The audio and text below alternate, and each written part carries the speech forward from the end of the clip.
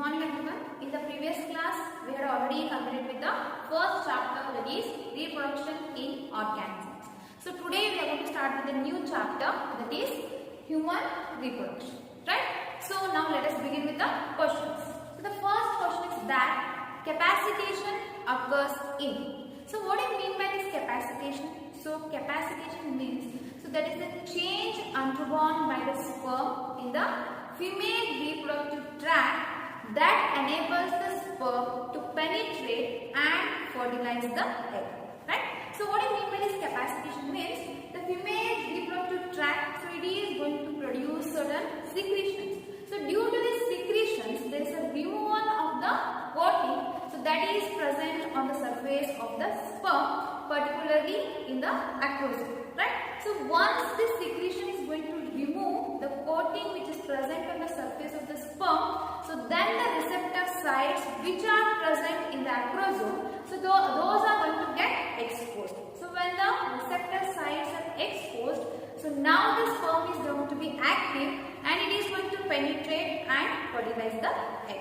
So the right option for this is the female reproductive tract. So coming to the other three options, so that is epididymis, vas deferens and rete testis.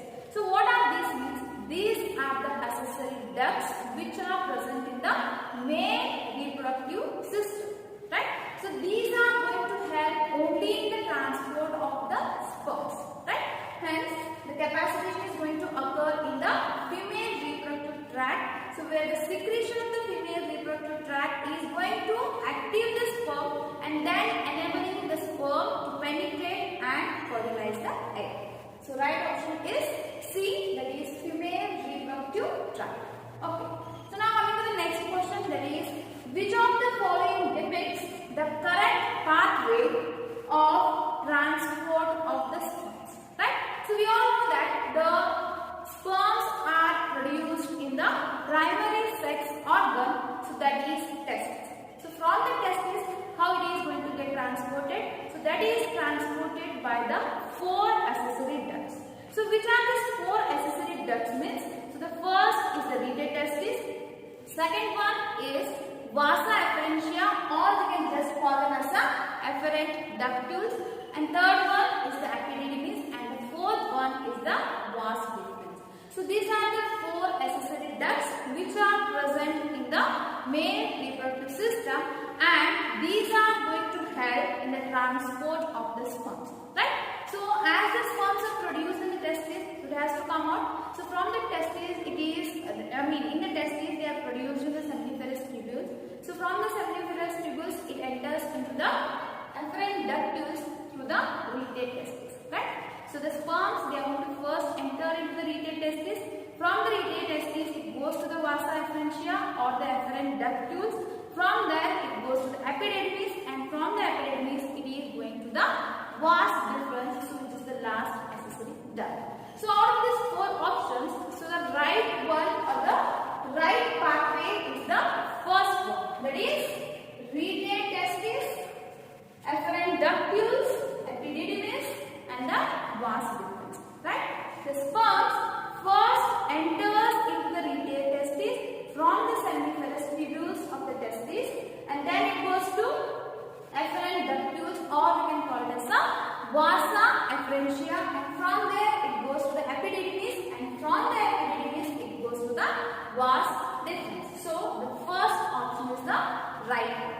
So now coming to the third one, that is several hormones like HCG, HPL, estrogen and progesterone are produced by.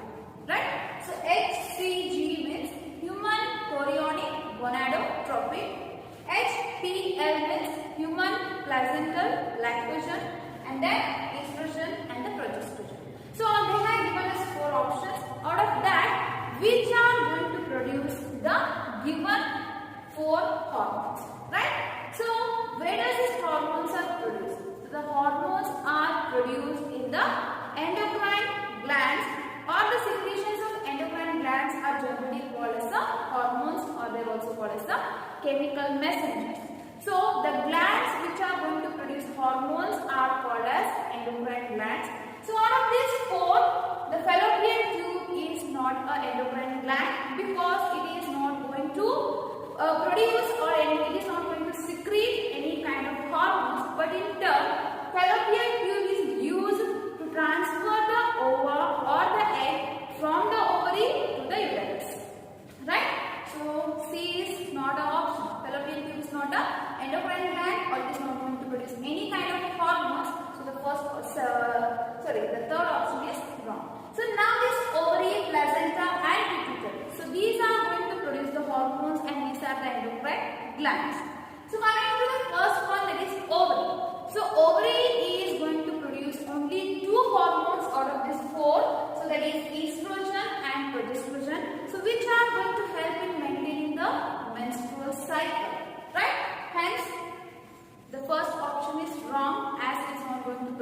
HPL or the HCG.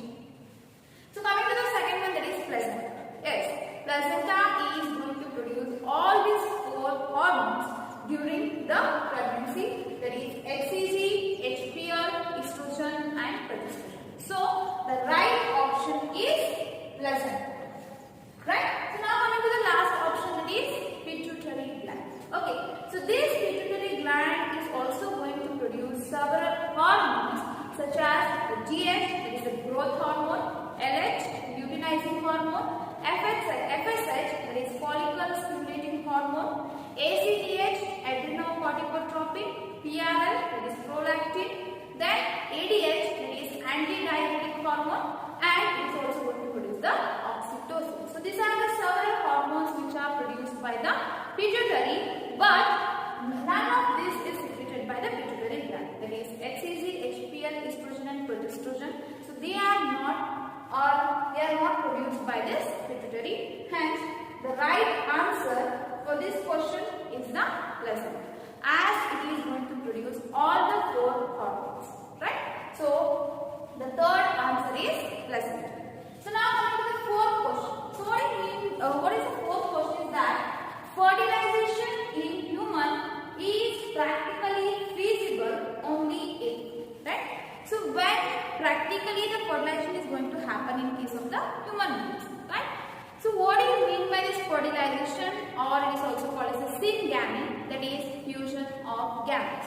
So here the fusion of gametes means that is going to involve two different types of gametes, that is a male gamete which is called as sperm and the female gamete which is called as an ovum, right? So when there is a fusion of this male gamete and the female gamete, so then it is called as a fertilization, right? So where does this fertilization is going to take place in case of the human beings? So this is going to take place in the females, so that too in the fallopian tube, right? So where exactly in the fallopian tube? So the fallopian tube is divided into three parts. The first part is the infundibulum, the second, the wider part, that is the ampulla, and the narrow part is called as the isthmus. So this fertilization is going to occur in the ampullary isthmic junction of the fallopian tube, right? So though it is going to occur in the ampullary isthmic junction, we should understand regarding the lifespan of our gametes. So the male gamete, that is a sperm, so this is having the lifespan of 72 hours up to 5 weeks. Whereas the female gamete, that is the egg, so this is having a short lifespan of 12 to 14 hours, right? So for the fertilization to happen, it is very much required that both the gametes have to simultaneously occur to the ampullary isthmic junction so that the fertilization can occur or the fertilization can be successful. Okay, so now let us go to the options. The first one is that the ovum and sperms are transported simultaneously to the ampullary isthmic junction of cervix, right? So here it is going to take place when both the gametes are transported simultaneously. So obviously it is going to take place in the ampullary isthmic junction, but it is not in the cervix, but it is going to take place in the fallopian tube. Hence, the first option is wrong. Second one, the sperms are transported into cervix within 48 hours of release of ovum in uterus, right? So ovum or egg is not going to enter into the uterus until it is fertilized. Only the fertilized egg enters into the uterus, and here the sperms are entering into the vagina that is the sperms are transported into the cervix within 48 hours of release of ovum in uterus. Means the sperms, as I had said, it is having 72 hours up to 5 days of lifespan. So soon after the release or 48 hours of lifespan with the sperms, so when it enters into the ovum in the uterus, right? So as I had said that fertilization is not going to take place in the uterus, but it is going to take place in the ampullary isthmic junction. Hence, this second option is also wrong. So now coming to the third one, that is the sperms are transported into vagina just after the release of ovum in the fallopian tube, right? So here what happens means the sperm might not get the chance, or by the time the sperms have come into the ampullary isthmic junction, junction, the ovum has already lost its lifespan. So this case is not suitable for the fertilization. Hence, this option is also wrong. And our last option is that the ovum and sperms are transported simultaneously to the ampullary ischemic junction of the fallopian tube. Yes, so this is the right answer because both simultaneously means at a time, right? Both at a time. So there is a male gamete and a female gamete. So both are going to enter into the ampullary ischemic region at the same time. So this ampullary ischemic junction of the fallopian tube, right? The sperm is going to enter the female genital tract, that is through the vagina. So from the vagina it goes to the cervix. From the cervix it goes to the uterus. From the uterus it comes to the ampullary ischemic junction. Whereas the egg, so it is released from the ovary. So from the ovary it is collected by the infundibulum. So the infundibulum is having a finger-like structures which is called as a fimbrium. So this fimbrium is going to help in holding this ovum from the ovary and it is going to transfer into the ampullary ischemic junction. So if both these things happen simultaneously in the fallopian tube, so then only the fertilization can take place practically.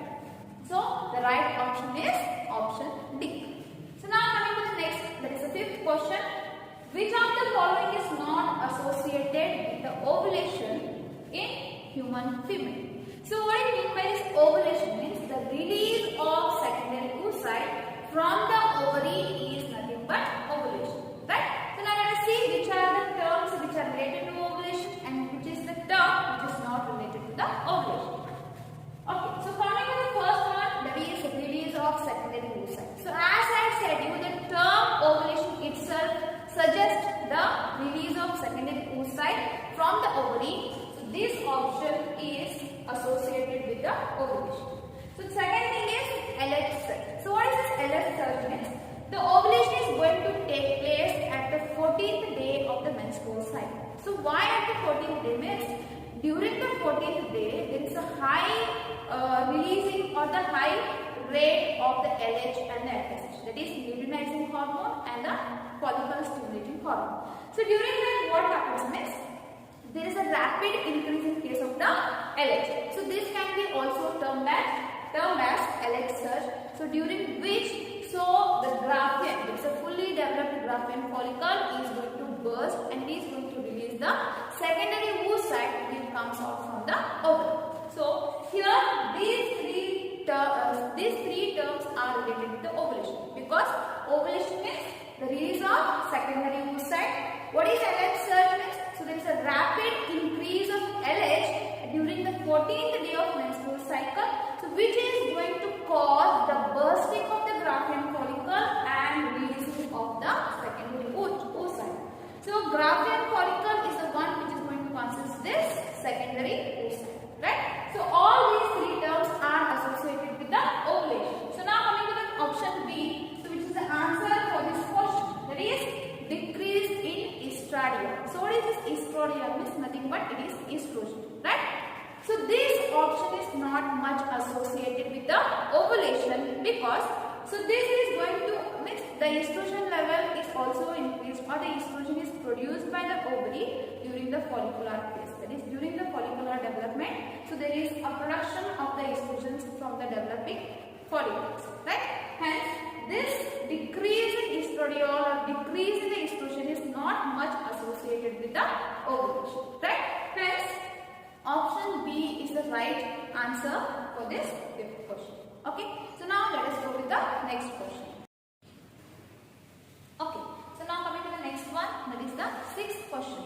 So here match column 1 with column 2 and select the correct option using the codes given below. So here we have to match the points which are given in column 1 with the column 2 and then we have to select the codes given below.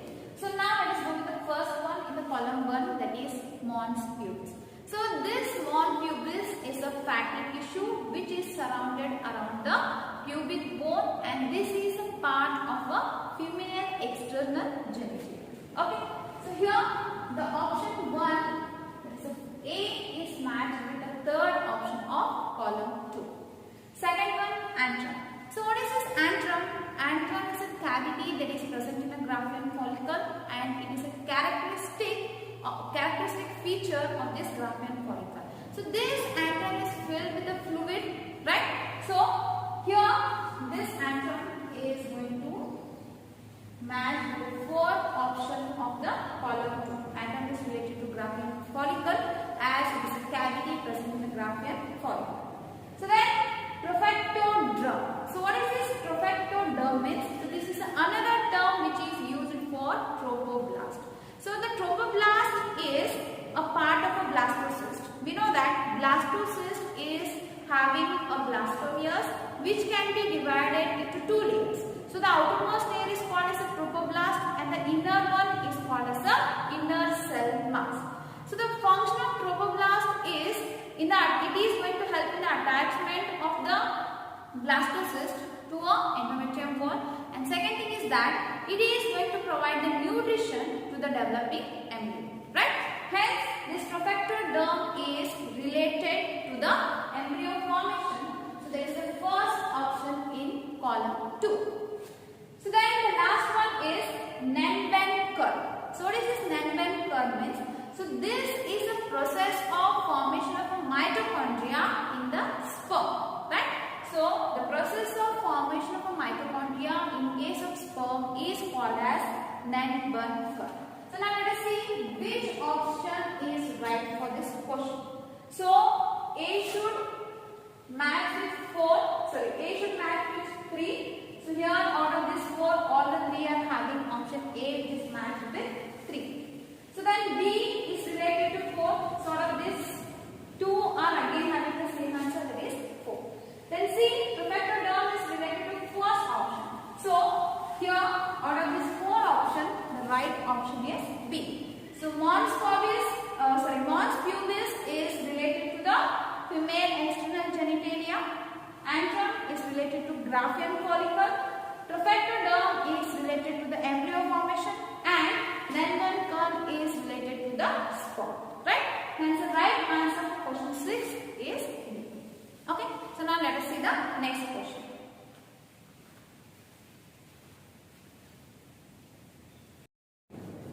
Okay.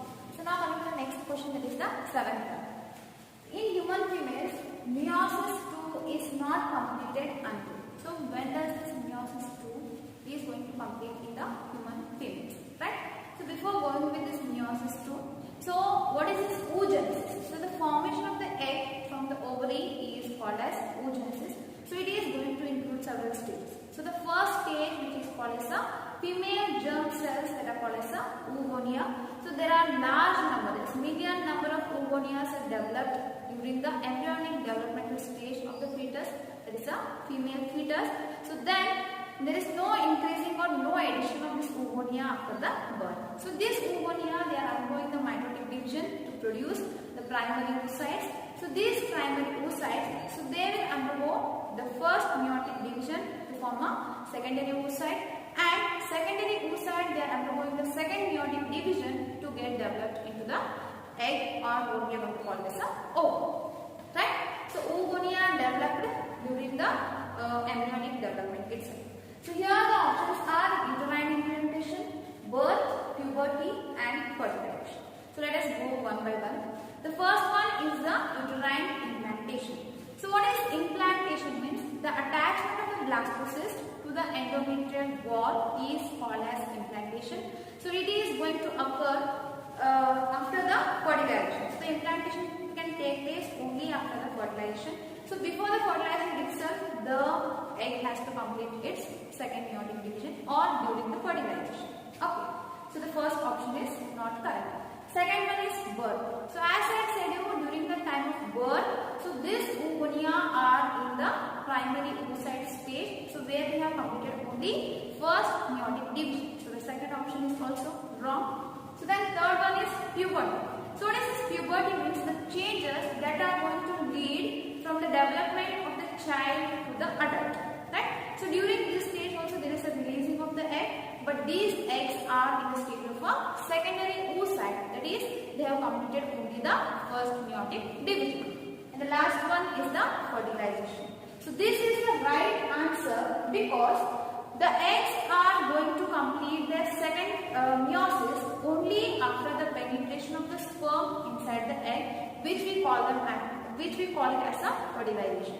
So during the fertilization, what happens means the sperm is going to enter into the egg. So due to the entry of the sperm inside the egg, so the egg, the secondary oocyte, is going to complete its second meiotic division, so releasing in the second polar body and the egg. So that is the functional egg. Okay. So the right option for this is the option D, that is fertilization. So now coming to the next one, that is ectopic pregnancies are referred to as. Right? So ectopic pregnancies. So what I mean by this ectopic pregnancies means, so we know that generally the implantation, that is the attachment of the blastocyst, is going to take place in the uterus. So uterus is also called as the womb because the embryonic development is going to take place in the womb. Right? So it means that the implantation has to take place in the uterus. But suppose if the implantation is going to take place elsewhere other than the uterus, such kind of pregnancies are called as ectopic pregnancies, and they are going to result in abdominal pain, vaginal bleeding, and also it is going to cause damage for both mother as well as the offspring or the fetus. Okay. So here we will go with the options. The first one is the implantation of the defective embryo in the uterus. No, it's not right because the implantation doesn't take place in the uterus. Second one, pregnancy is terminated due to the hormonic imbalance. So ectopic pregnancies is not the termination of the baby, but the implantation taking place elsewhere other than the uterus. Then pregnancies with a genetic abnormality. So this is also not the right answer. And last one is that implantation of embryo at site other than uterus. So this is the right answer because here the implantation, that is the blastocyst, is going and attaching somewhere else other than the uterus. So then it is called as a ectopic pregnancies. Usually the implantation, if it is not taking place in the uterus, so then most of the time it is going to take place in the case of the fallopian tube, which is called as a tubal pregnancies. Right? So ectopic pregnancies means implantation not taking place in uterus and it is taking place elsewhere other than the uterus. So the right answer is the option D. So then coming to the next one, that is the shared terminal duct of the reproductive and urinary system in the human being is. So we all know that in the human male reproductive system, so there is no separate duct for the passage of the urine and the passage of the sperms. So both the urine and sperm, they are going to transport in a single duct. Right? So there is a common passage for both the urine as well as the sperm. So which is a common passage? The first option is urethra. Yes. So this is the right answer because it is a urinary duct which is arising from the urinary bladder and it is going to open to the penis. That is opening of the penis to the external. Right? So the option is urethra. So ureter, so it is not having a separate ureter for passing the urine. So that is wrong. Vas deferens and vas afferens. Vas deferens and vas afferens. So as I said that these two are the accessory ducts which are going to help in the transport of the sperm. Ureter is going to help in the transport of urine. Right? So ureter refers only to the transport of urine, whereas vas deferens and vas afferens, they are referred only to the transport of the sperm. But the question is that it is common passage for both the urine and sperm. So the right answer is urethra because it is going to help in the transport of the sperms as well as the urine, and it is also called as a urinogenital duct as it is going to transport urine and sperm in a same common passage. So the right answer for the 9th question is urethra, that is option A. So now the 10th question. The main function of mammalian corpus luteum is to produce. So what is this corpus luteum? So we had already heard regarding the Graafian follicle. So the fully developed Graafian follicle is going to rupture and it is going to produce or it is going to release the secondary oocyte. So once it releases the secondary oocyte, the leftover part of the Graafian follicle is nothing but it's a corpus luteum. So this corpus luteum is going to be endocrine and it is going to produce the hormones, that is progesterone. So what is the use of this progesterone means? It is very much necessary to maintain the endometrium wall and to maintain the pregnancy, this progesterone is very much important and it is produced by the corpus luteum. So, the main function of the mammalian corpus luteum is to produce progesterone. Progesterone is very much important for the maintenance of the endometrium wall because the blastocyst has to attach to the endometrium wall where the implantation is going to take place. Suppose if the fertilization does not occur, right? So the Graafian follicle is going to release the secondary oocyte. So the secondary oocyte goes to ampullary stomach junction. So there it is going to fertilize with the sperm, and from there it goes to the uterus and it is going to attach, right? So if the fertilization does not take place, so then the secretion of the progesterone stops from the corpus luteum, so it converts into corpus albicans and is going to get degenerated. So whereas the estrogen, HCG and relaxin, right? So estrogen is produced by placenta as well as the ovary, HCG is produced by the placenta, relaxin is produced by the ovary, whereas progesterone, only the progesterone is produced by corpus luteum for the maintenance of the endometrium wall and is going to help in the implantation. And it is also very much responsible for maintaining the pregnancy, right? So the right answer for 10th question is option B, that is progesterone. Okay. So now coming to the last question of this today's session, that is 11th one. What is the correct sequence of sperm formation? The process of formation of sperm is called as spermatogenesis. So it is going to include 5 important steps, right? So the first one is the spermatogonia or the male germ cells. So they are going to undergo the mitotic division to form the primary spermatocytes. So these primary spermatocytes will undergo the first meiotic division to form the secondary spermatocytes. Secondary spermatocytes will undergo the second meiotic division to form a spermatids, and these spermatids will undergo spermiogenesis to form into a spermatozoa. So the spermatozoa is a motile and a matured sperm. Okay. So the first one is the spermatogonia, spermatocytes, spermatids and the spermatozoa. Now let's go with the options. So the first one is spermatogonia, spermatozoa, spermatocytes and spermatids. So this is a wrong option. Second one, spermatogonia, spermatocytes, spermatids and spermatozoa. So this is the right option. Spermatogonia will undergo mitotic division to form spermatocytes. Spermatocytes will undergo meiotic division to form spermatids. Spermatids will undergo spermiogenesis to form the spermatozoa, and hence the second option is the right answer for question 11. Okay, so with this we are going to complete with the today's session, and in the next class we will be solving some more questions related to the same chapter, that is human reproduction. Thank you.